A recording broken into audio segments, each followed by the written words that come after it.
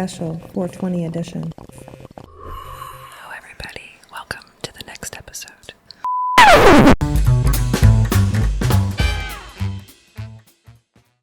Look me up. All right. Welcome to this episode of Lounge Chair Legends. I'm your host, Eric James. Today, I am joined by a cannabis influencer who we were just talking about sponsorships of this. We'll probably add some of that in. She is a family friend. I mean, hell, she is family. You're not even a family friend at this point. Yeah, you're family. So this is our friend, Jennifer. How are you doing, Jen? I'm great. How are you? I'm fucking fantastic. We are also celebrating 420 because she's a cannabis influencer. I figured that was the best person to have over for it.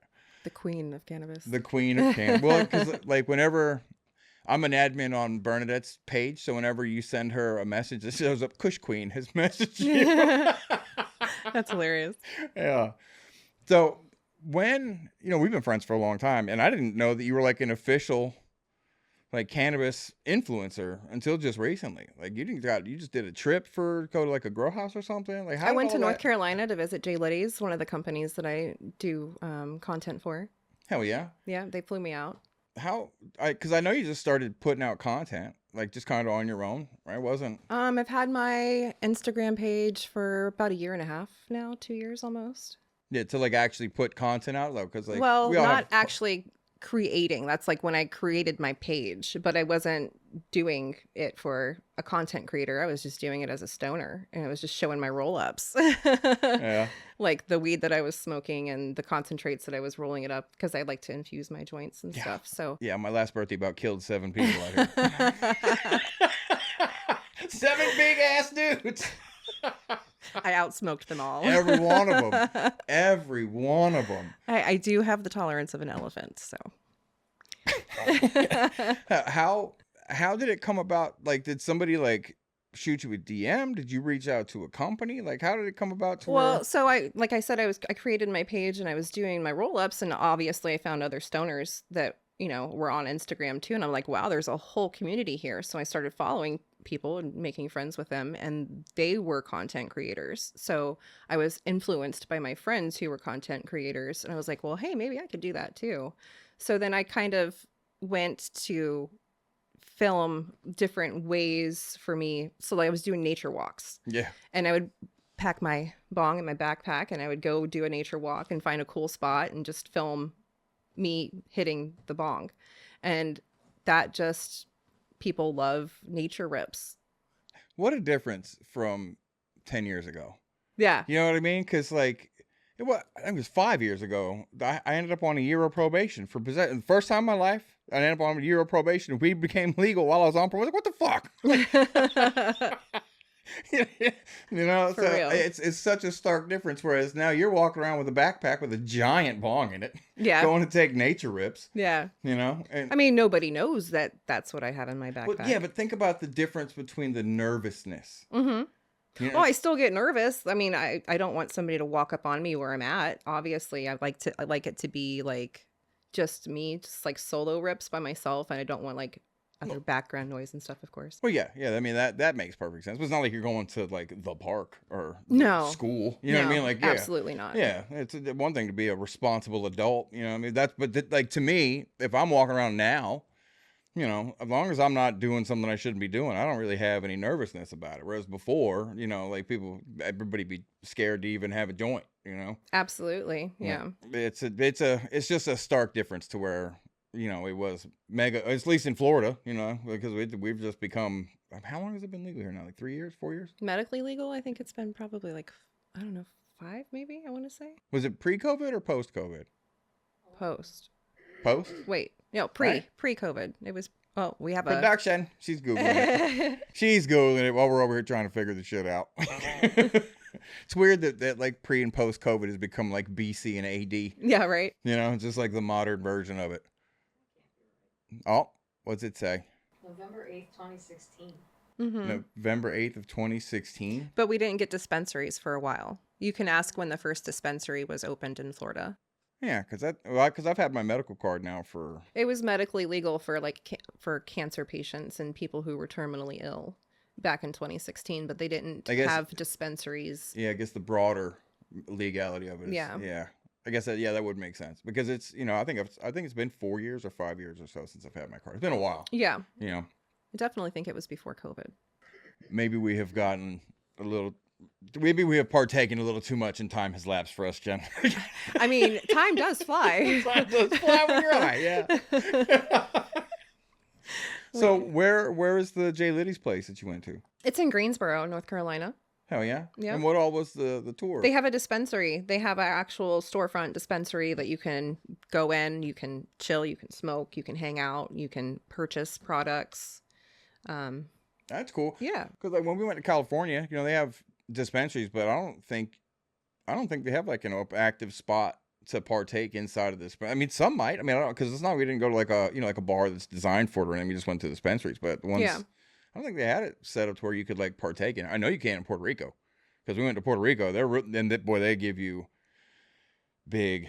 They have solo edibles and they're 100 milligram edibles. Oh, that's my for kind of place. For one gummy. Oh man, yeah. It's because me and my buddy Scott, my buddy Will, all had one edible, and by like 10 o'clock at night, we're all in the pool together, elbow to elbow, looking out over the things. Man, this is a good weekend, man.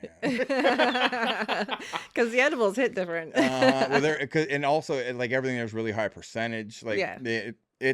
they're doing it big, but you can't partake in there. And if you go and you don't live there, you're not a resident of Puerto Rico, you have to buy I mean, they call it the tourist pass, but I don't know exactly what the legal thing is. You pay them $25 to be able to get flour, because you can get everything else, but you can't buy flour unless you pay them the extra $25. And I think it's good for might be 30 or 60 days that it's good for. I do know that there's some states that will honor your Florida medical card. So if you go to visit another state and they have medical it's medically available there, they will honor your Florida medical card. Oh, that's cool. Yeah, because when we went to California, I just walked in. They didn't ask anything like that. Because it's recreational they don't care. But in Puerto Rico, if you're from a state, like, you know, being from Florida, I had to show them my medical card. Yeah. But if you're from California, they just look at your ID. So if you're from a state where it's legal, there's no like go between there. But if you're from a state where it's medically legal, you have to have your card. Mm-hmm. And I didn't ask them what it's like if you're from like Georgia or something where there is no, you know, like, cause I think the low THC shit is legal, like the Delta. Well, I mean, hemp is legal in all 50 states. So like the THCA hemp you can purchase in all 50 states. Yeah. Mm-hmm. Okay. Cause Brandy lives in Indiana, and it was really like, it was illegal there, but they just got like the Delta 8 stuff. So you can go to the gas station, you know what I mean? You can buy, like, it's, you know, it looks like weed. Synthetic. Yeah, it looks like weed, smells like weed, not quite weed, but it tests as a cannabinoid, because he works for the post office. Yeah. And I was like, are you allowed to, because it's a government job, you know, I figured that, you might not be. He's like, no, as long as it's the Delta 8. And I was like, how do they test? He's like, I don't know. I'm no scientist. I just pack mail. Touche. Yeah. I typically stay away from Delta 8. Delta 9's different. Delta 9 you're going to find in a lot of vapes and a lot of edibles. Even at the dispensary, if you purchase edibles like gummies from the dispensary, it's going to have Delta 9 in it. But Delta 8's a synthetic cannabinoid, and I don't deal with the synthetic stuff. I'm not a fan. I remember what it was. What the hell did they call it shit back in the day? It was like the fake weed you could buy at the store. Oh, spice. There was one name for it, yeah, but I cannot. I mean, because I know people that would smoke it and just get sick. I did try it. And it's like, my buddies would be, you want to try this? Yeah. Like, I just watched you puke. No. Like, I'm good. That did not look enjoyable. Not in the slightest. And before it came legal here, somebody one time had salvia. And I didn't know what salvia, never heard of it, didn't have any idea. And they're like, oh, it's like legal weed. You should try it. And I was like, okay. And I took a big fucking bong rip of it. And I should not have done that. Doesn't that stuff make you trip or something? Oh my God. I was sitting Indian style on the ground when I took all good stories swat. Start off this way. Well, I took that swat and I just folded over, like face to the ground, knees still out to the side. Oh God. And I just and I was like, okay. And I just held on for a minute. Like, I had to get my shit together, because I didn't like visually go anywhere. I knew I was laying on this couch, but I knew that shit was about to get hairy. So I just laid there and I was like, all right, don't panic. You're going to be all right. I kept breathing, in through the nose, out through the mouth. Yeah. And I don't know how long I was like that, but it was long enough that when I sat back up, everything was a little The manual sore. breathing set in. Yes. So I sat back up, and the girl that I was with was laughing at me. She's like, oh, and I was like, oh, okay, oh yeah. And then she took a big old swat of it. And she put it down and got up and just walked away. And I was like, everybody's like, where's Beth going? I was like, I don't know. Somebody should keep an eye on her. Like if that hit her the way it hit me, that's not good. And she came back probably 20 minutes later. She'd just gone for a walk around the outside of the house. Like didn't leave the yard, doing laps around the house. And she came back in and she's like, I'm sorry for laughing at you. I was like, yeah, bitch. But I was so mad because that's not weed. No. That's not weed at all, man. It's one thing if you're prepared for it, but somebody tells you, oh, this is just synthetic weed. No, it's not. Do you ever, how old are you? 42. Seriously? Yeah. Oh, fuck, you were my age. I Yeah. thought you were like mid to late 30s. Hell yeah, you're doing something right. Good for you. Thank you.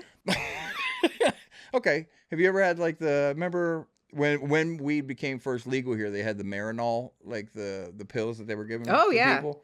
I've had those way before weed became legal.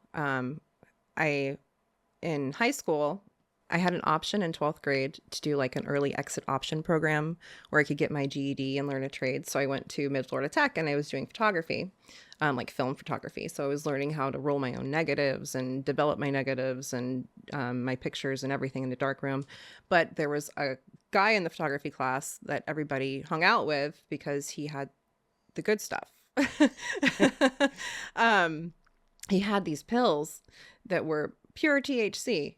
They're like That were little prescribed white, to him. round, These were gel caps. yeah, Like, they had like oil or gel inside, yes. right? Yeah. Yes. Yeah, that's what I'm talking about. Yeah. So we all used to skip class and we would hang out and take these little THC pills. The cat that I can't remember his name for the life of me, but the cat that I knew that had them used to take those, and he would like break out weed to roll a blunt, and he would take a pin and poke a hole in the pin and take the gel through the middle, like just like laying down a lane or like a line of wax. But he would like sprinkle, or I guess I pour the gel in the center of the blunt and then roll it around it. Oh yeah. And man, I can get down with that. That shit was potent. Like that shit was potent because it was like that was just solely designed for cancer patients to help treat lack of appetite, pain, all kinds of stuff. And it was, that shit's potent.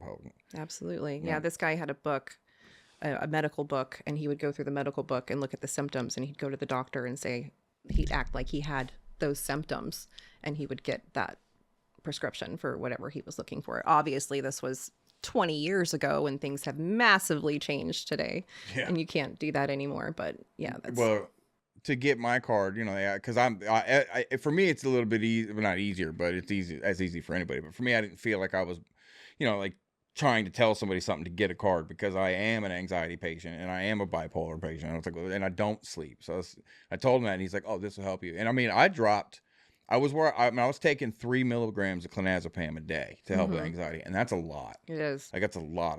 Now I'm down to a 1/4 milligram, like as needed on a quick dissolve tablet, just because using weed the right way made a huge difference. Absolutely. Yeah. I was also able to get off antidepressants just by using medical marijuana. It makes a massive difference. And I didn't know it's a medicine, and it's a natural medicine. Yeah. And it's fun, but it's also a natural medicine.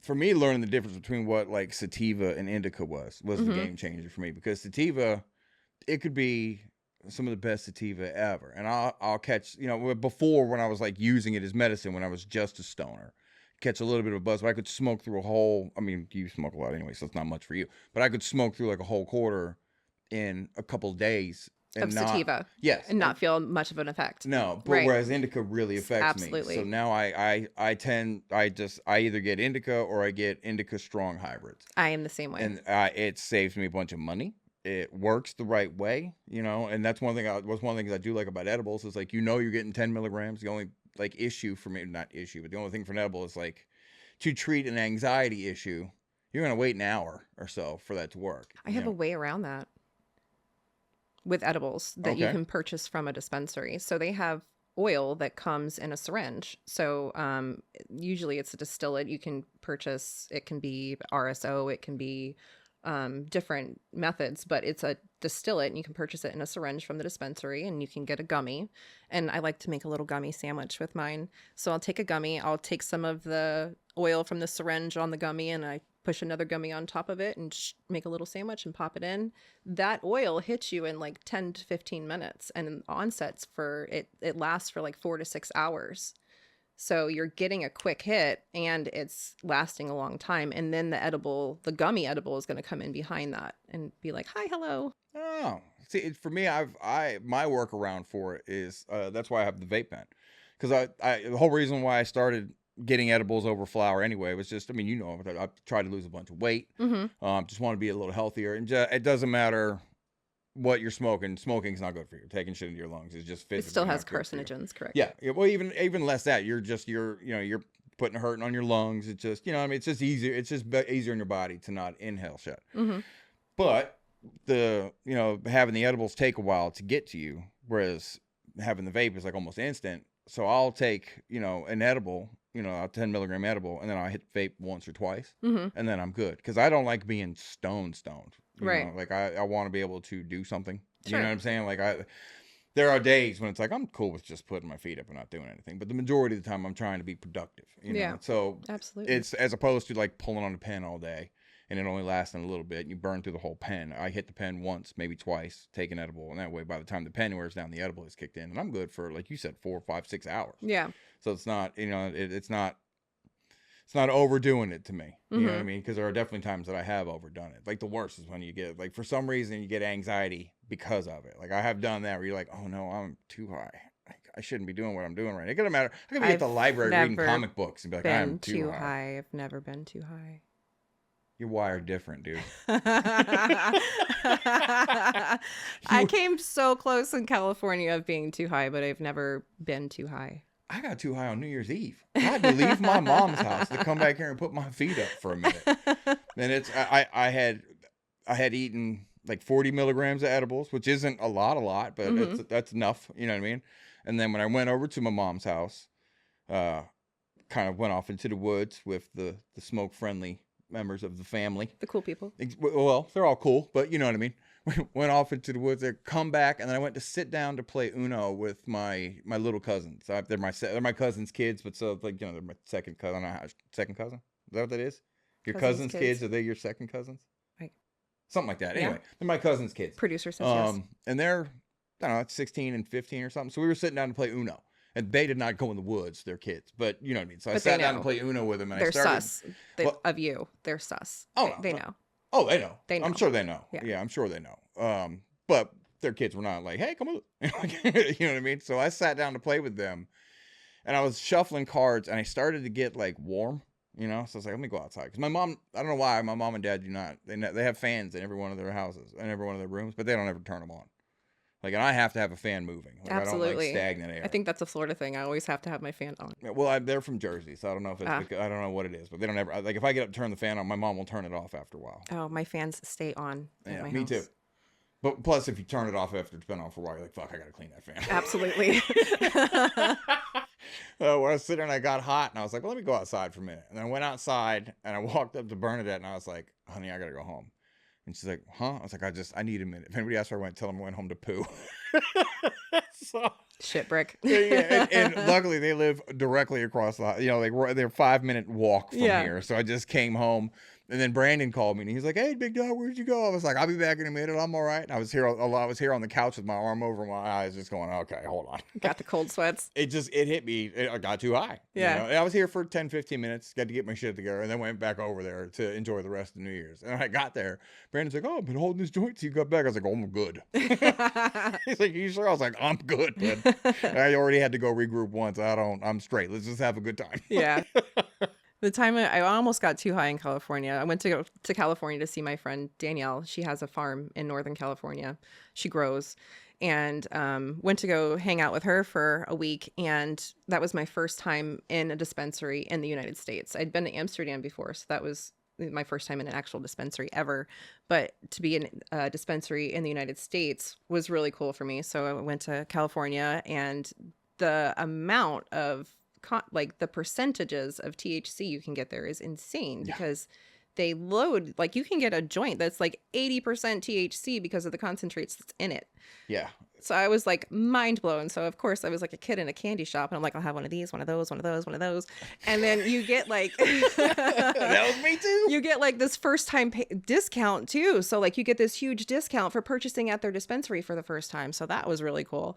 So I was hitting up all the dispensaries, getting all the stuff, and I found these shots that they have, these little shots that are like 100 milligrams.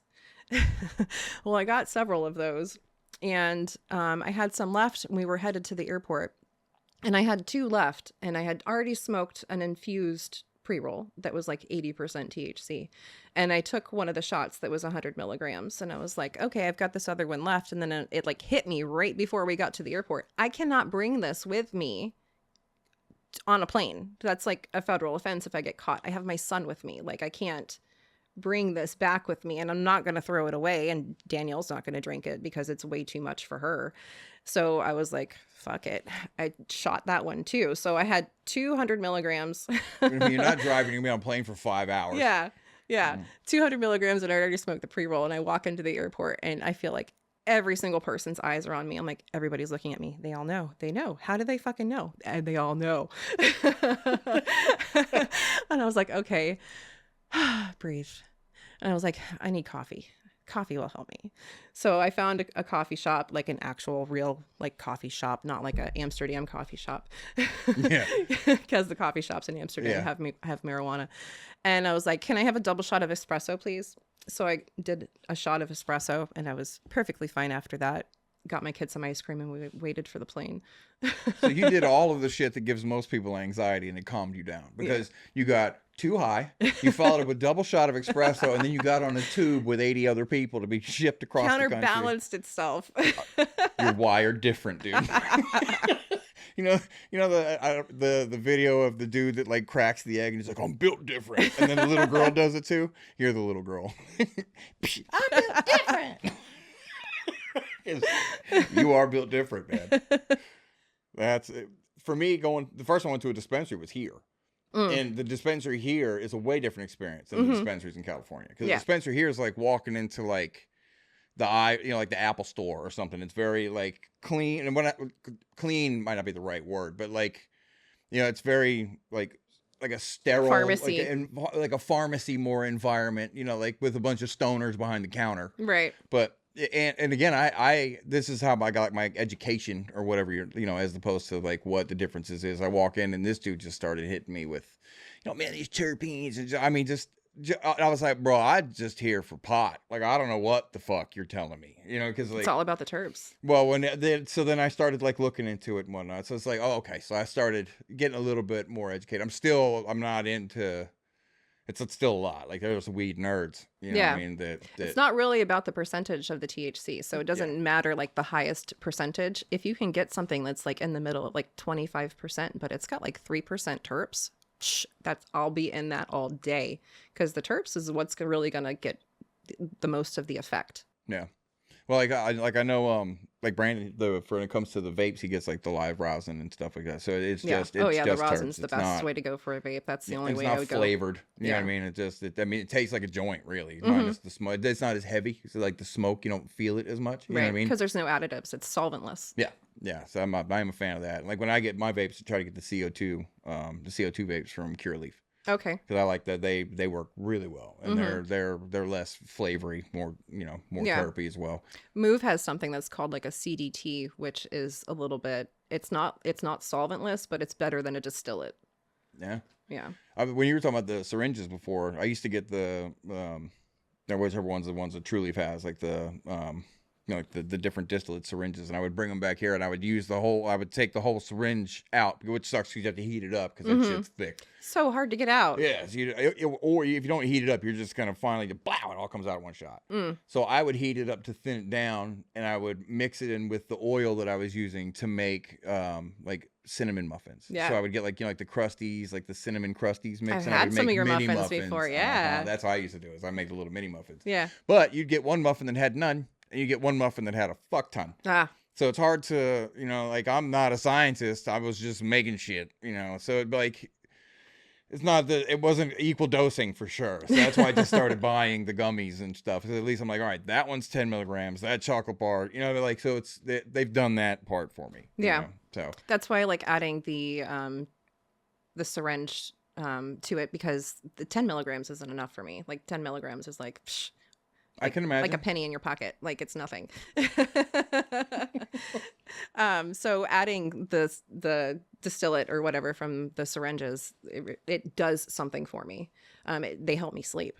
So I'll do that before I go to bed. And I found that out when I had the surgery for my hysterectomy. I didn't smoke because I was worried about coughing.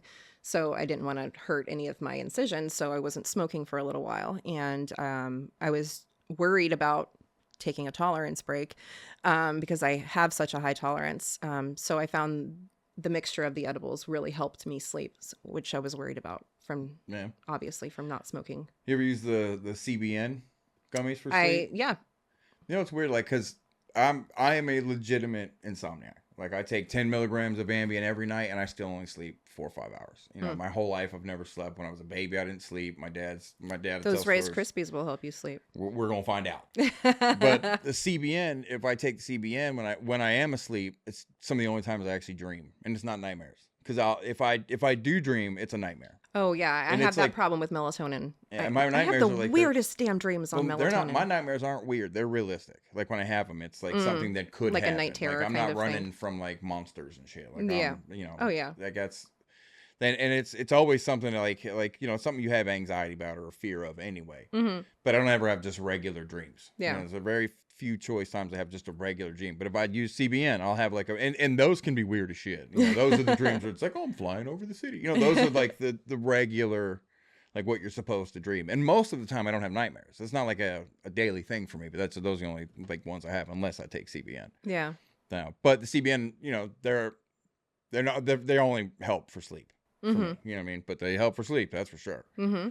Like my aunt was having a hard time with some sleep and stuff and whatnot. And I told her she should try those, and she tried them. And she's like, "These are really good, thank you." Yeah. So, have you met my Aunt Claire? Yes. She's awesome. Birthday dinners. Yeah. Yeah. Well, speaking of that, when we get done here, we're going because her birthday. I missed her birthday lunch. I think it was Tuesday. Happy birthday, Aunt Claire. Yeah, well, I had to work, so I missed it. So we're gonna go and catch lunch. Me and Bernard are gonna go catch lunch with my Aunt Claire and my Uncle Dave. Yeah, because she's just the shit. She's so nice. She's super cool. And she's the kind of person, she has like the energy that when she walks in a room, she just kind of brightens the whole place up. And it's like when she laughs, she squeals. Like she's just a genuinely happy person. So I love my Aunt Claire. It'd be cool to go see her. Nice. So she came out. We did a show at the Hard Rock in Daytona, and she has a denim jacket that has, I don't know, probably 150 Hard Rock pins on it. Oh, that's cool. Because she's collected them from all over when they've traveled and stuff. That's awesome. Yeah. So, and it was around her birthday, so I was like, Aunt Claire, you have to come because it was Reggae at the Rock. We did this whole festival, so I had them come out, and like she got to see me on stage for the first time playing with the Intracoastals. So we got to, that was cool. Yeah. It was her birthday. It was a reggae show. So we had they're beach people. They live over in Ormond. They just cool. So it was a really cool experience. So it's cool to go see her after this. I have to prep her when I get there. Like, just so you know, I might be a little out of it today. Bernard's driving. Bernard's just here to eat some pizza and hang out. We're doing a podcast today. Yeah. Well, and tomorrow I've got like a 14-hour day. So I got to be up at like 1 a.m. to leave because I'm psycho. I get up early as shit to walk anyway. Right. Yeah. I'm not walking like 3 hours anymore. Dedicated. Yeah. Well, because I was walking like 3 hours. I felt like if I wasn't doing like 8 miles a day, I was letting myself down. Now I'm like, if I get 10,000 steps, I'm cool. My back has started to hurt again, like it was coming down my legs and shit. Yeah. So I was getting to like diminishing returns. So I don't get up as early as I needed, as I was before, but I still get up to walk for like 2 hours, and I give myself like an hour and a half after my walk. That way I have time to take a shower, watch an episode of TV, pack my lunch. I'm not like in a rush. And I'm always at work like 20 minutes Have early. an easier morning. Yeah, well, I hate being late. Like if I'm leaving on time, I'm like, I gotta go. Like I gotta go. Or I would much rather be early and wait than be any kind of late. Yeah. It's funny because my dad, my whole life is perpetually late. My dad too. Okay. And is your mom very like She's on time. See, my mom. If she like, if it's her thing and she can control it, she's on time. Yeah, But my dad, mom is. no. She's like, I got that from my mom. My mom is very punctual. My mom's Yeah. like, all right, this is the time. You know, like if I don't know what time, I always add ish to the end of it. Yeah. Otherwise, if I say 6 p.m., I'll be there like 5:45. That's just, you know what I mean? You know, that's my way. But ish, and sometimes I'm like, I'm not sure. I'll even say strong on the ish, but around this time. Yeah. You know, that's how I know I'm going to get there. But my dad's perpetually late. My mom is very on time. So I definitely got that one from my mom. Yeah. But partake a little much. Fuck around, forget what time it is. That's always bad. I don't ever partake before or during work, especially not during work because I drive. Right. But even before, like when I worked in the restaurants and stuff, I would never. It wasn't because I was always a bartender and a server, so I'm not gonna get high and then try to remember 9 people's orders and whatnot. Because and be around everybody's food all day. I'm just munchies constant. I'm good. Like let me go get done what I have to do for the day and then go. When I was younger, not the case. Yeah. I'd walk around trying to do everything high. I do everything high. Well, yeah, but you're wired different. You know what I mean? I'm a highly functioning pothead. You really are. Yeah. You know, you really are. Yeah. And it's impressive. Anything you can do, I can do high.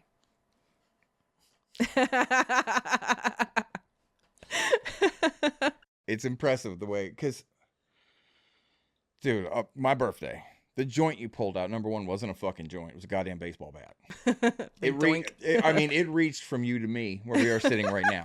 That thing was huge. And it's me and like 4 or 5 other people that smoke every day, and then a couple of people that don't really smoke. About half of that thing, I was like, Jen, you're gonna have to hold this for a minute. I was like, this is too much. I came to party. I brought my carta with me. I had concentrates. I rolled a nice big joint for you. Like, and I appreciate it. It was a good birthday. That's for sure. But it was like, you hold on to that. Everybody else is taking a hiatus for a minute, and you just kept smoking till the rest of the joint was going. You're like, I didn't even realize. It's cool. All the rest of us were like getting back to normal, and you're like, let's roll another joint. And I've always had a good tolerance. Yeah. You know, and you put me to shame, man. There was this little girl, Meadow, that I was friends with when I was a kid. And it's funny because her real name is Meadow. But she's 4'10". Like now, as a grown woman, she's like 4'10", maybe 95 pounds. She's just this little, small, very petite. And she would take the biggest fucking bong rips. Like the most iron lung person I've ever met in my life is that little teeny tiny girl. Yeah. And she'd be in there with dudes like, you know, like you would just imagine, just physically speaking, my lungs are larger. He would think, you know, that you could at least take a bit. If you trained them. Oh, well, I'd never understood it because she would just hit the ground running. Yeah. You know, we were teenagers and she was blasting through shit like that. And she would like make bets with dudes that would come over to the house for the first time. And like, I bet you I'll take a bigger hit than you. And you get these like Jinko wearing, corn listening metalheads. Yeah. Like, I'm a stoner, I can smoke with you. Beto would laugh. Like, no, you can't. Everybody else would laugh. He's like, you don't know that girl. I used to have some Jinkos. Yeah, I think all of us did. Yeah. I think it's funny that they're remaking them now. I know. Yeah. That is. I wish I still had my old ones. I was in my high school yearbook for wearing Jinkos. Was that like for being alternative? Oh, for being grunge.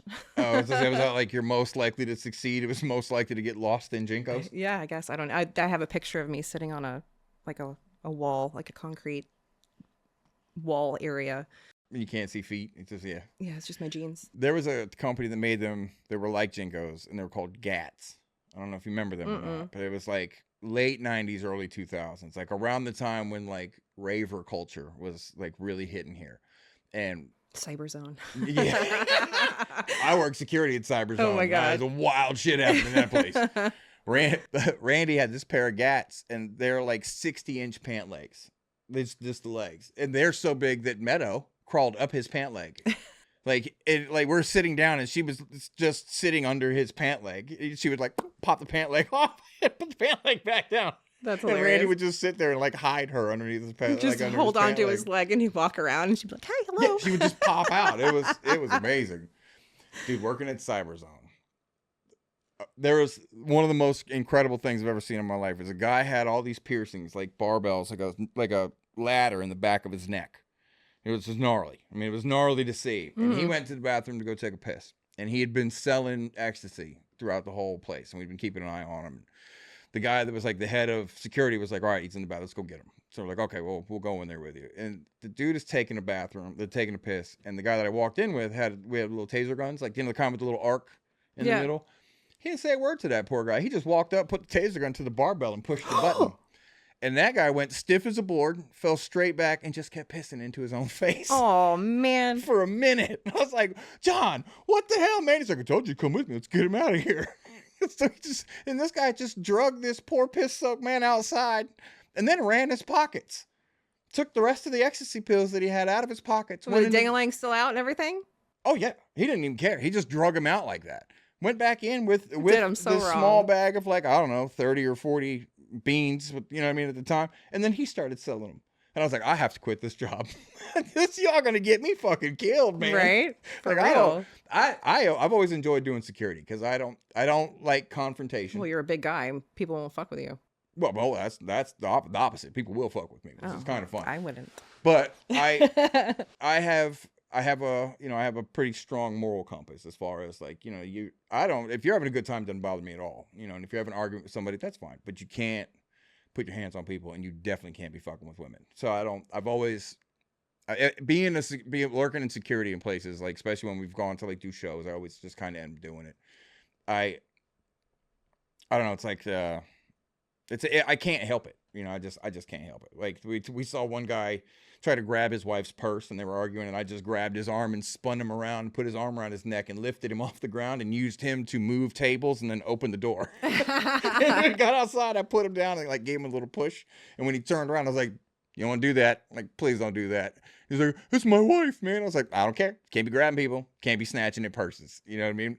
But it go from really pissed off to really calm because I'm also not a dickhead. Right. You know, like, there's some people when they do security, they're just there to be bouncers. You know, like, I was never that guy. Like, I'm there to make sure everybody's having a good time and stay calm. Yeah.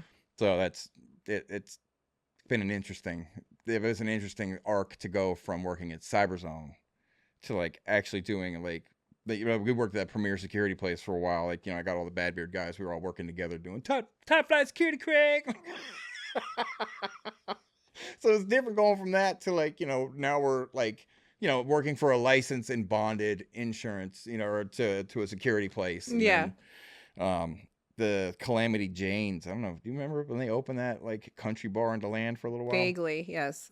When they first opened it, I worked there with this other guy named Woody, and we were, like, the two heads of security. And then she hired me because I had the training to teach people, like, the different process of escalation of force, that kind of shit. Yeah. And Woody had run downtown DeLand for the longest time. Like, he did 2 or 3 different bars. He was their main guy. Like, he chucked some dude. You know, remember half times used to be at the upstairs and then downstairs. He chucked the dude from the upstairs to the downstairs, and he never touched a step. Oh, damn. Woody just, you gotta go. That's when Abner was telling the story. Abner was like, he was just like, arrivederci.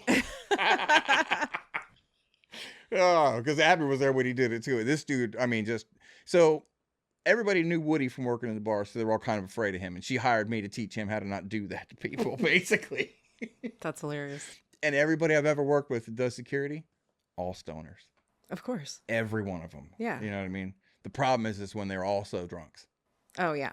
You know, there's one thing to be, because if you got a good buzz on and you're high, you don't want anybody too harsh. You know, like, don't harsh the mellow, man. Chill, man. You know, yeah, we can calm it down. But if you're drunk, everybody got to have, like, a fucking dick measuring contest in the parking lot, and then you have liability issues and all kinds of shit. Yeah, it's almost like roid rage. Yeah, oh, well, we had that too. Yeah. When we went to Flagler Tavern, one of their guys was very obviously a roid guy, you know, and one of the guys that played hand drums in one of the bands, not a roid guy at all, but he just is a problem. He's a liability to be around. He just wants to fight everybody. As soon as he got 2 or 3 drinks in him, he just wants to fight. And the roid guy got mad at this guy because this guy said, hey, can I get my sweatshirt out from underneath you? Because the roid guy was sitting on it. Because he's sitting on this, like, half wall. And what happened is that the roid guy was actually sitting on the roid guy's sweatshirt. They just happened to have the same, like, black hoodie. Oh. And the other one wasn't, like, branded. It's just like a black hoodie. So this guy gets mad because he thinks he's sitting on a sweatshirt. This guy gets mad because he's mistaken. And it went from one question to just gorillas Instantly. There was Two no silverbacks. There was no like, hey, let's not do this. It just went from, hey man, you're on my sweater. Hey man, fuck you. Like, wow. That one was, to me, that's crazy. Cause that's drunks and steroids. And maybe some mental illnesses. On somebody's part for sure. Yeah. You know, on somebody's part for sure.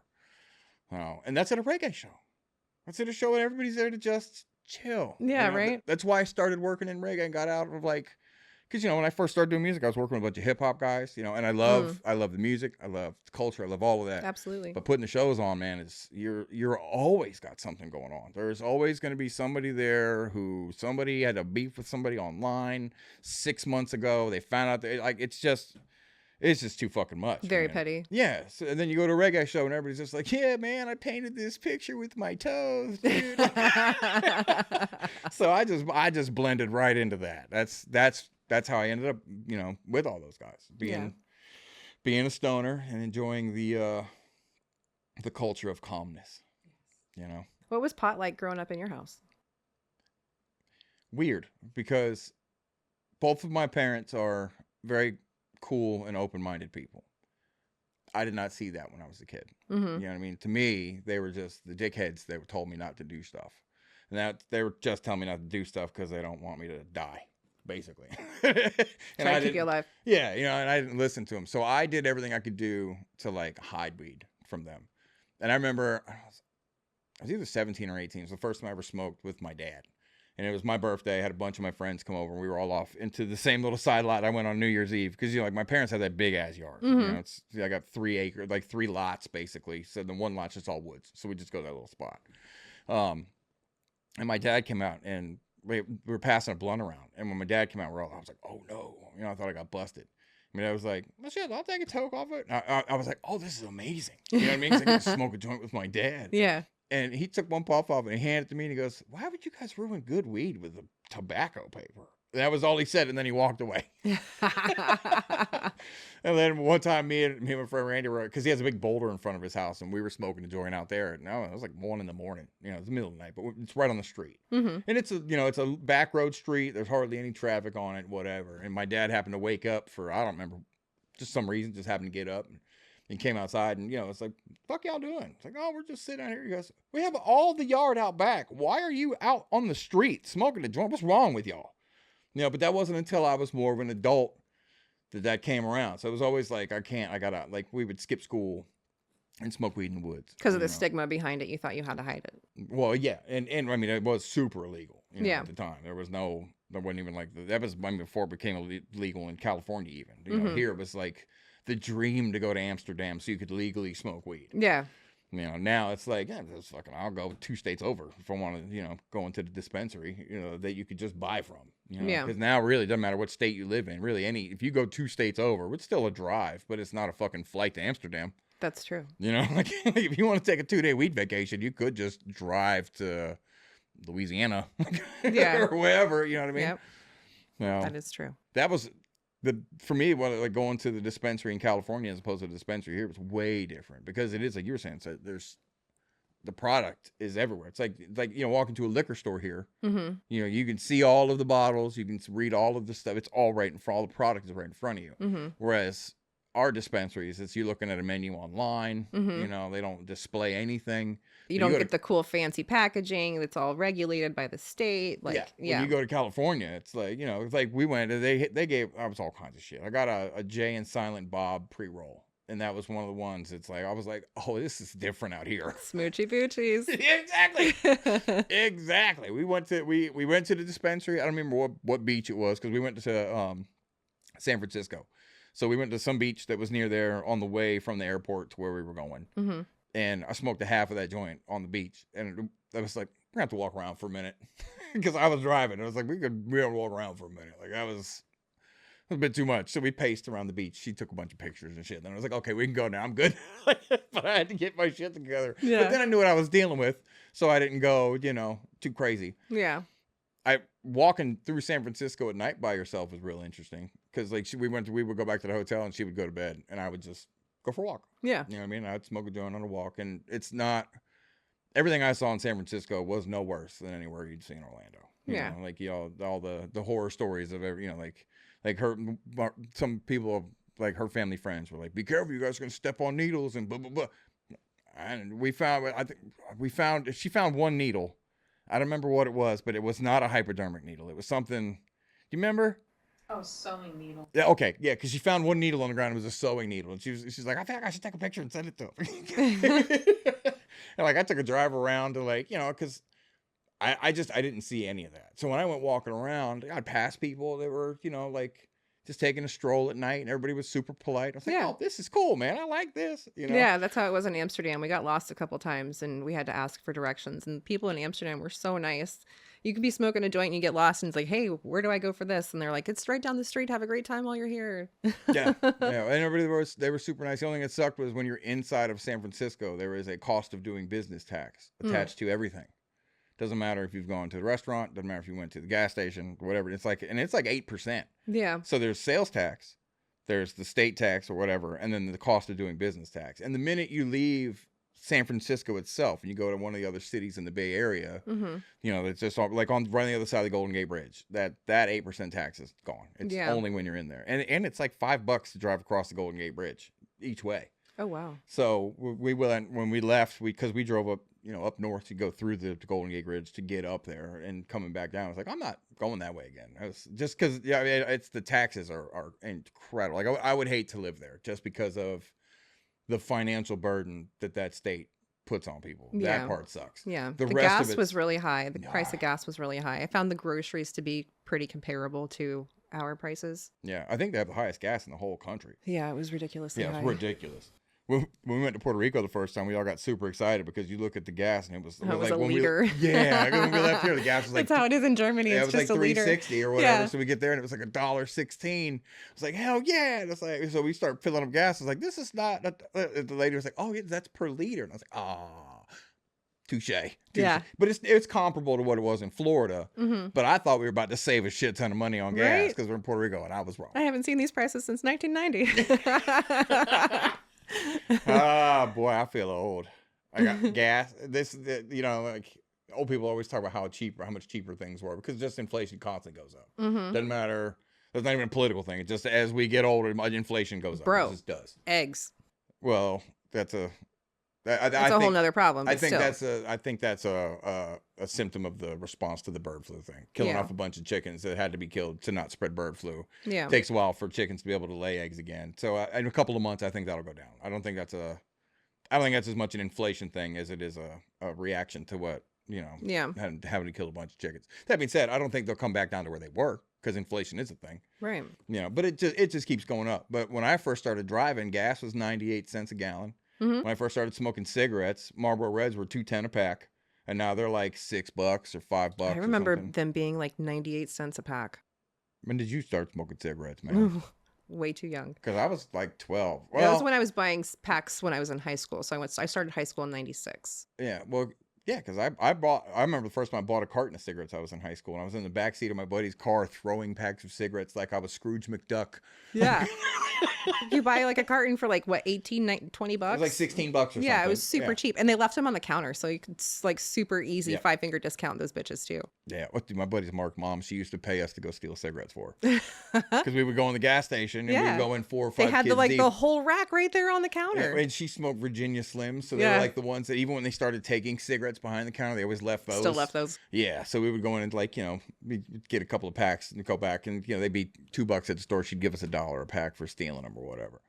You know, we were kids. I mean, I'm like not even high school, middle school age kids. you Yeah. know. I But think I had my first cigarette when I was 11. I think I got my first cigarette in 3rd grade. I don't know how old you are then. I don't know how. But something like I didn't like actually start smoking I want to say until it's like 5th grade. Maybe 5th grade is like 11, I want to say. I don't know. yeah, I think I started like actually smoking regularly in probably middle school. I had a pack every day with me when I was 16. I remember my dad finding my pack in my backpack and he got super mad and he broke them all and I got super upset about that. And then he told me that he would rather me smoke weed than smoke cigarettes or drink alcohol. Yeah, I didn't get that talk. My mom, I kind of broke my mom's heart when I started smoking because my mom smoked cigarettes and she quit because I hounded her to quit, like how bad it was. And I wanted, like I wanted her to be okay. She used to take her cigarettes and flush them. Both of my parents were closet smokers. Well, my mom was not a closet smoker, and I hounded her. And then when I started smoking cigarettes, it was like, it was like a slap in the face to her, basically. You did all that to me. I quit smoking, And Right. so when I quit smoking, she'd been telling me for the longest time, if you want to quit smoking, I'll help you. Let me know. I'll get you the patch. I'll do whatever you want. She'd been asking me to smoke, and it just happened to be on Mother's Day. And that's coincidental. It wasn't that it was Mother's Day. I had woke up that morning and took like my first drag off a cigarette, and it's after I got home from jail, so I was living back at their house trying to get my shit together, So I went out and it just tasted like a cat had shit in my mouth. The best way to describe it. And I went inside and I was like, Mom, I think I'm gonna take you up on that quitting smoking cigarettes thing. She's like, let's go. So we got in the car and I got the patch. The patch is like 4 weeks or whatever. It tapers down. I did like the 2 weeks of the patch and I just never smoked again. Yeah. So I quit. But I got to where I was smoking like 2 packs a day. Yeah, I was up to a pack a day when I quit. I quit 7 years ago. I think I'm on probably 16 or 17 for me. That's awesome. Yeah, it's been a long time. Yeah. At this point, I don't even tell people I quit smoking cigarettes. I just don't smoke cigarettes. Yeah. You know what I mean? I smoked for like 20 years and I quit when I found out I was pregnant. And I never started again. Good. Well, good for you. Yeah. Hell yeah.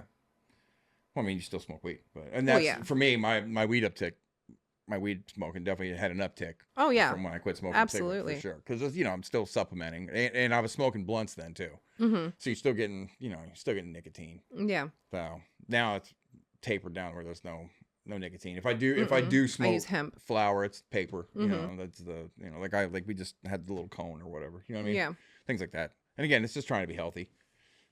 Absolutely. I'm getting too old to just not give a fuck. Yeah. No. Yeah. After everything I went through with my lungs, I'm not trying to do anything to damage them. So even when I smoke a joint, I filter it with either a Toker filter or a Moose Labs filter, so it filters the smoke coming into my mouth. A little less like tar in it and shit. Yeah, it takes out the tar and all the little additives that could be in there, any carcinogens or combustibles. Then when we came to come and see you in the hospital, I felt so bad for you because you looked. When I say pitiful, I don't mean that in I'm not trying to shit on you. Like the general, like you just looked. I mean, I would have done anything to help you out that day because you just were in so much pain. You could just see it. It was the worst thing I ever went through. I don't have a doubt in my mind. I don't even know exactly what it was, but I saw you that day and I felt for you. Like I felt so bad for you. I'm gonna get emotional. I'm sorry. I was emotional when I went in there to hug you. It was, and that, because she had seen you a couple of times. She'd been there. That was the first time I saw you. Because you're family, man. I love you. And I was like, oh fuck, how do I help you? like what can we do to help you, Jen? You let me know when I got you. Thank you. When I've been down and out, you have fed me. So I was like, you want me to bring you some food? What do you want? So. Yeah, that was the most traumatic thing I think I've ever been through. Not being able to breathe. That is just very panic inducing. Like you have to use your lungs for every breath you take. You can't not just use one side. And it was my right side that was affected and my left side was still fine, but it's not like I could turn off my right side and just use my left side. And every single breath, I could only take like the smallest breaths, and it was excruciatingly painful. Yeah. So what exactly happened? Well, I had my hysterectomy, and everything with that was going normal. It was a laparoscopic hysterectomy. I came up on day 6 of my post-surgery, and I was coughing up like bright red streaks of blood. So I'm like, this isn't normal. So I called the doctor's office and spoke to the nurse, and she's like, well, it's normal from being intubated. And I was like, even like 6 days post-op, like bright red blood? And she's like, yeah. And I was like, okay.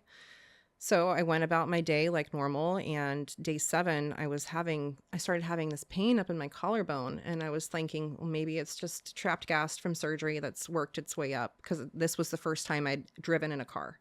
And I was thinking maybe the vibration from being in a car was causing gas to move. So I continued about my day. About an hour and a half later, I had the pain in my collarbone, but it also went down to like the lower right quadrant of my lung. And there was pain involved. And then each breath I took, the pain was getting worse and worse, to where it was like, And I'm like, I have to go to the emergency room. This isn't right. So I had my husband bring me to the emergency room, and I walked in severe distress and asked them to help me. They still made me check myself in on my own. I waited in the emergency room for an hour. They did not help me at all. I told my husband that I needed help and they weren't doing it. I needed to go somewhere else. So we ended up going to a different hospital, and they treated me like I should have, did a CT, and found that I had multiple pulmonary embolisms in my right lung. And what had happened, I had one blood clot that went into the right lung, and when it went in, it broke into pieces, and the pieces went into the branches of my right lung. I also got atelectasis in both of my lungs, so the bottoms of my lungs were partially collapsed. I had pleurisy, so the linings of my lungs were inflamed, and it was making breathing difficult and painful. I ended up getting pneumonia, and I was in the hospital for 5 days on IV blood thinners. I was discharged, and then I ended up having to go back 2 days later, and I found that because the blood clots cut blood flow to portions of my right lung, it caused those portions to die. So I had 2 infarctions on I have 2 dead spots on my lung. Oh, honey, I'm sorry. I didn't mean to. My bad. It's okay. I didn't mean to take you down. It's a dark traumatic. path. Oh yeah, for sure. So That being said, you're sitting here. I am, and You I'm know? breathing. You goddamn gangster. I am. You goddamn gangster. So I have 2 dead spots on my lung that were healing, and it was causing me to bleed. And because I was on the blood thinners, it was causing me to cough up very large You gonna blood make clots. me cry, goddamn. You gonna stop? So they kept me in the hospital overnight to make sure that my lung wasn't going to pull with blood and I wasn't going to drown in my own blood. No, it didn't. Nope, I didn't. I'm still here. It's a great day to be alive this morning. Yeah. So my lungs, I just recently got a scan, and besides some mild scarring, my lungs are clear. Well, that's fantastic. Yes. And especially to go from where, like, you know, dude, having part of your lungs be basically declared dead to your lungs are clear and you're sitting here. Mm-hmm. That's From something that was caused from my surgery. So while I was in the hospital, they obviously did scans of my legs to see if it was a deep vein thrombosis, like a DVT. The blood clot did not come from my legs. The blood clot came from my abdomen, and it was caused during my surgery. So it was either a vein that was cut during my surgery and it caused a blood clot to come from that vein, or it was from the weight of my uterus and fibroids being removed that caused a some clot form to of clot to move. Yeah, right. yeah. So it was from my surgery. So it's nothing that was done that I could have prevented. And I can't do anything unless I have permanent damage. So I'm stuck with all these hospital bills now until I can determine whether or not I'm permanently damaged. Well, that part sucks. Yeah. Dude, the hospital bills that's our country. That's one thing. And I try not to be political at all. That's one thing our country is just fucked up on, man.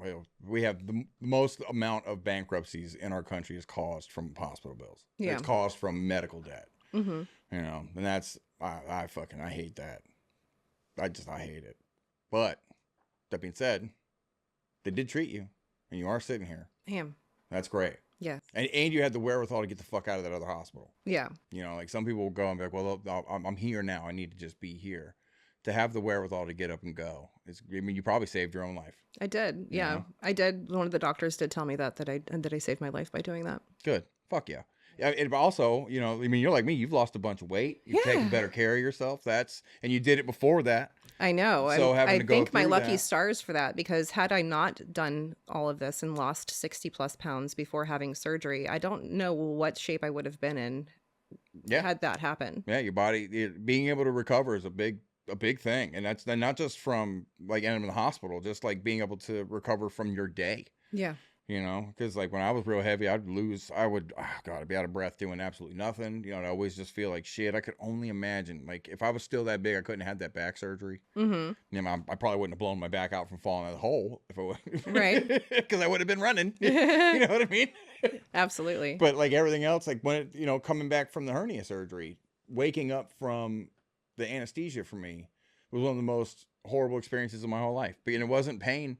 It's because I had such bad sleep apnea from being so big that, like, just doing this, I was falling asleep, and she kept waking me up by putting the alcohol under your nose and whatnot, and I was just like, dude, just let me sleep. Like, I just wanted to sleep, but I'm basically just dying over and over and over again.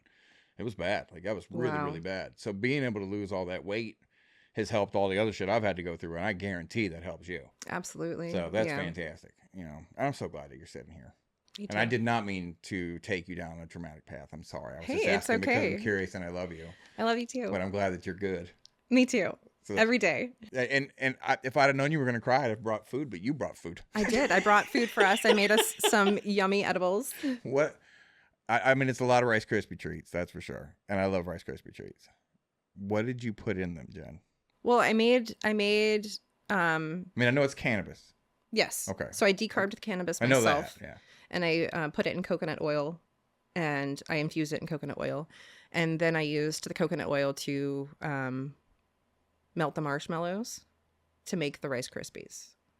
Oh, okay. So it's in the Rice Krispies, Okay. It's not on the Rice Krispies. It's in them. in the marshmallows of the Rice Krispies. Yes. You know, I just made Rice Krispie treats for the first time in my whole life. It was a couple months ago. I made them with actually Thanksgiving. I made them with chocolate Rice Krispies because I was trying to make turkey leg Rice Krispie treats, like use the chocolate ones and stick Yeah. with pretzel stick in there and put Yeah. marshmallows on the end. It didn't work. Oh no. So I just ended up with chocolate Rice Krispie treats.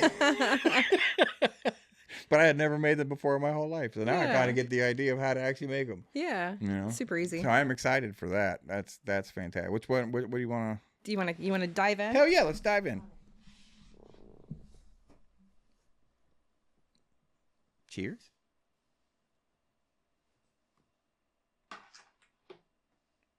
Here's to 420. Here's to longtime friendships. And here's to you still sitting here, you fucking gangster. I love you, dude. I'm glad you're okay. Yes. And thank you for this. You're welcome. Oh, see you tomorrow.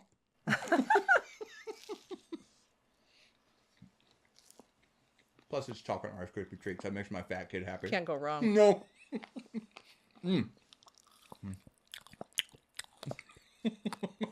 That's some of the sprinkle. While we're munching, what is your favorite munchie food? Like, if you got munchies real bad, what's your go-to? If I'm trying to be healthy, Just period. well, I'm trying to live that healthy life right now. Sometimes it works, sometimes it doesn't. When it doesn't work, it's ice cream. Okay. I can see that because it kind of cures cotton mouth, too. Yeah, I would love ice cream. Mine's always been watermelon. Same thing, though. Cures cotton mouth. You're eating something. You Yeah. know, it is kind of healthy. If not, it was cereal when I was younger because same thing. Yeah, when I'm trying to be healthy, I'll make like a protein yogurt bowl with some granola and fruit. These are delicious. Thank you.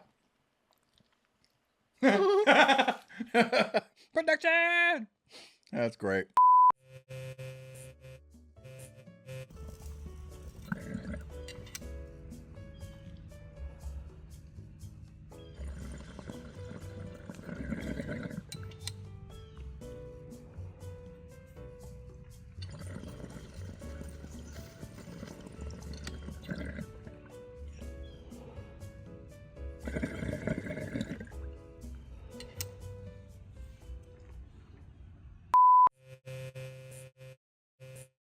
So welcome back. Nice to have you. You have you watched any other ones that we've done? I did. Okay, so then you know that the centerpiece is a gift for you. Yeah, I can't wait to take it home. I'm I so thought- excited. I thought this was going to be bigger than that. I'm so excited. It's the world's I got a trophy.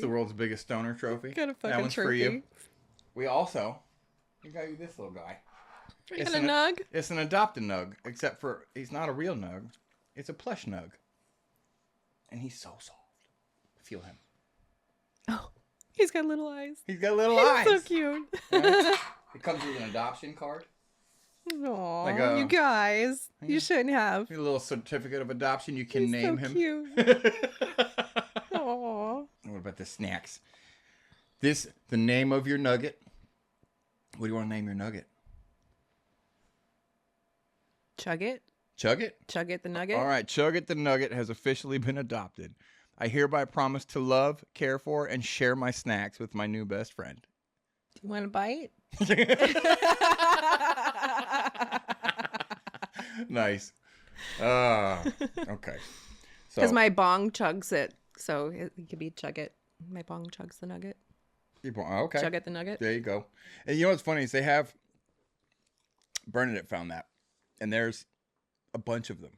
Like they make them like different variations of the colors and stuff. You know, so it's one of those. I was like, and that was the only one that would be here on time because all the other ones would be here like next Wednesday. Yeah. So I wanted to make sure that I had it here, so we got you that guy. Thank you so much. Yeah. It's so cute. But that was perfect. I was like, oh shit! But Absolutely, I can't I wait. thought it was a little bigger. I knew it was going to be chintzy, but I thought it was a little bit bigger. I love it. Yeah, it was perfect. Thank you. You're welcome. So we were talking about whenever you came over here, and because it was I don't know if that was the first time I smoked with you or not, because I think we had smoked before, but I don't think it was like a smoke down session. It was one of the first times that we smoked down. Because Yeah. you looked me dead in my face. You're like, I'm gonna outsmoke you. Yeah. And I was, no, the fuck, you're not. And I was fucking wrong. so I was definitely proved wrong there. And you were talking about I don't want to say his name, but you have a friend that was a street pharmacist. Yeah. So I haven't met anyone that I haven't been able to outsmoke. I haven't met anybody that's outsmoked me. So even the person that I know that smokes the most, I still smoke more than him. He sells the herbal persuasion. And you would think that somebody who has, that kind of That is their job. yeah that access to it, to be able to smoke whenever you want, as much as you want, that they can smoke a lot. And he does smoke a lot, and he smokes a lot of backwoods. He dabs a lot, but Did I the dabs. Ooh, can Jesus. still do more. First time one of my friends came back from, I don't remember where he went, but he went somewhere that it was legal, and he came back with like dabs and shit. And he came in, and have you met Mitch? My buddy that's I think so. Yep. Okay. I've met him once. So me and Mitch were in the house hanging out, and my buddy John will come by, and he was here for maybe 30 minutes, and we smoked like a blunt and a half. Like the whole night, he just come in and laid down the gambit. Yeah. And when he left, me and Mitch were sitting there giggling. I was like, bro, I'm like high school high. And Mitch he looked at me and he goes, I think your buddy just marijuana bombed us. And to this day, now if somebody just shows up and they get you real high, like that's a marijuana bomb. Yeah. And you, ma'am, are a marijuana bomber. Oh, boom. I watched this reel the other day with Snoop Dogg, and he was talking to Wiz Khalifa. They were all in a car, and there were some other guys in the car with them, and they were getting ready to do this rap battle thing. And he's like, now, Snoop's talking, and he's like, now, the first thing you got to do is you got to face one blunt to yourself in 7 minutes. And after you face that one, you got to face 2 more in 10 minutes. And then after that, we're going to battle. And the other guys are in the car. They're like, what? We're not going to be able to think after that. Say that's when you get tongue tied on trying to say like the Rip Queen. Speaking of. Yeah. How did that come about? Like, what happened there? So there was a contest on Discord for the Rip King. And I was like, well, I'm going to enter this contest, and I'm going to have them rename it the Rip Queen because I'm going to win it. So I'm like, you have to produce the most clouds. That's the point of the contest. So I was like, okay, how can I go big or go home? So, and that's my motto, go big or go home, because I don't do anything small. So I thought, I'm going to take all of my bongs and just line them up in a row, and I'm just going to hit each one of them in a line. So I did that. I took 10 bongs, and I hit each one of them in succession without coughing once, and then sat down in my chair like a queen. And then I won the contest, and they did rename it the Rip Queen contest, and I won a cash prize and the title and everything. So it was really cool. Hell yeah. Did you buy another bong? Now do you have 11? I have 13, 14 on number 14 is on the way. It's being made for me. My first ever That's fucking made cool. for me. That's cool. Yes. Blown just for me piece. So that's going to be really cool. It's not coming from those people, right? No. Okay. I was like, because if it is, you should have had them incorporate the Rip Queen Yeah. into the piece somehow. Yeah. You know what I mean? That would have been cool. Yeah. But regardless, it's cool that somebody's making you one just for you. Absolutely. That's pretty cool. It is really cool. And my buddy that was the street pharmacist, he pivoted from being a street pharmacist to selling pieces. Like because an LLC in Florida, to get one's not that expensive. Keeping up with it, making sure your taxes and all that shit, that's the hard part of it. But actually becoming a registered business isn't that hard. So he looked into it because I had been telling him for a long time that he should, look into it, because when it became legal, because it was like before it was medicinally legal, he was talking about, what he was going to do when it became legal. Yeah. And I was like, you get an LLC, because I didn't realize about the difference between the dispensaries, and like we were talking about before, with it being the Amendment 3 passing, about how it would take away the small business opportunities from people, and it would just give it to the corporations that are already here and already have that. Yeah. And he's the one that told me about that too, because when he looked into getting the LLC, he was only able to get the one basically for the pieces. We had a distributor for glass pieces, and he's not a storefront distributor, so he distributes to storefronts. You know what I mean, so he's like he buys in massive, wholesale whatever, and then he sells out at wholesale. I don't know exactly what those terms are, because it's out of my wheelhouse. You know what I mean? But he makes a good living on ordering from one place and having it shipped to another place. He's like the middleman. He just does the ordering for these people. Third party. He got set up with, I don't know what the company is, but he got set up with this company, and they hooked him up with a good deal. And like he was showing me like the amount of, what it costs him as opposed to what he's bringing in, and like all of his overhead. I was like, oh dude, this is minimal. Yeah. And he's not worried about any kind of legal shit, because it's no ramifications. Well, yeah, and he's not even the one like selling it in the store, so he doesn't have to card people. He's not. That's not his. He's selling it to already licensed distributors, so you already have to have that in order for to even work with you. And I'm gonna have to bleep his name out because I said it, which I will do. Sorry, homie. But so it takes away the liability for him. He doesn't have to worry about any of that. He's works out of his house. He didn't have to pay for a storefront. He got it.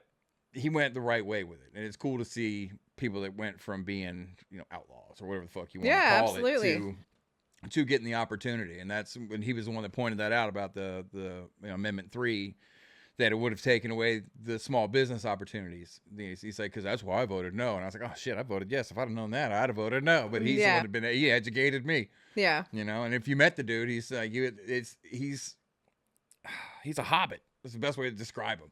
He's always outside. He built like a small, like kind of Ninja Warrior course in his backyard with slack lines and nets. And he's always outside. He's just got a pack of dogs.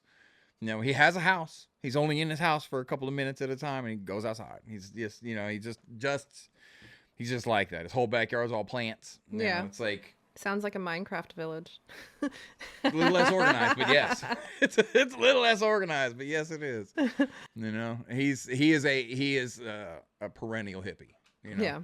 But he also comes across like a dumbass stoner until you actually start talking to him. And you're like, oh, there's a brain in there. Yeah. He's one of the smarter guys that I know. It's just the look of, oh, man. Like you wouldn't think that there's much going on in there when he's actually really deeply thought out guy. He writes amazing lyrics, too. Oh, yeah. He doesn't like to rap or sing, but he loves to write lyrics. So he writes lyrics and gives them to people. It's like, you guys put this to wherever you want to put it to. He writes poems. Kinda, yeah, but he writes them in the form of music. It's not just like free word poetry. He's like, okay, this is gonna be a verse, this is gonna be a hook, this will be the bridge. So he's like broken it down in structure. Okay, but he just doesn't like to perform stuff. But he writes, from like a deep perspective. That's cool. Yeah, it's pretty cool. Now I love him too. He's one of my favorite little people. Aww. He's awesome. Yeah. When he showed up for my birthday this year, I was like, what the fuck are you doing here, man? It was cool to see him, man. Because Bernadette reached out to everybody. And, like you were there for that. That's the first time I've ever had a surprise birthday that worked. Because she tried to hit me up with a surprise birthday party, I think for my 30th. And I ruined it. Because I didn't know anybody was doing anything for me for my birthday. So I just invited all of my friends to come over for a bonfire, which they had already done. So all of my friends were like, yeah, man, I'll be there. No, like, oh, let me see the schedule. No, none of that. And I didn't think any of that was odd because they had already been planning on coming here. Right. So we're like, into the party. And then Bernadette and Courtney were like, just so you know, we had already had this all planned and you fucked it up. Surprise. Yeah, it was going to be a surprise party for me, but this last birthday, that was a surprise. Like I knew we were going to do something. Yeah. You know, like I knew you were going to be there. Yeah. But I didn't know I was going to walk into a room full of people. You Yeah. know, I thought it was like just the, you know, like the close family and not like, you know, my friends and family. It was cool. I liked that a lot. That is nice. So, again, thank you for coming. And Awesome. I'm glad that you're okay. Yes. I'm glad that you have already done your sign off, so we don't have to do that again. Unless you want to try it again, we can do that if you want. But that's up to you, man. I don't know, because the first one was pretty good. Yeah, I'm good with the. All right, cool. You got your little plushie. You got your little stoner. Yeah. What'd you name him? What's his name? Chuggy. Chuggy. Chuggy the Nuggy. Nice. All right, Jen. Well, thank you so much. I love you. Thanks for having me. Dude, thank you for the treats. Yeah, you're welcome. Yeah, Those are yours. you can come, just show up with treats. You can come over. I don't care. That's rent. They don't have to be It's rent. infused. They don't have to be infused. You just show up with treats. Kush Queen out. Stay dope. Mm-hmm. Well. Well.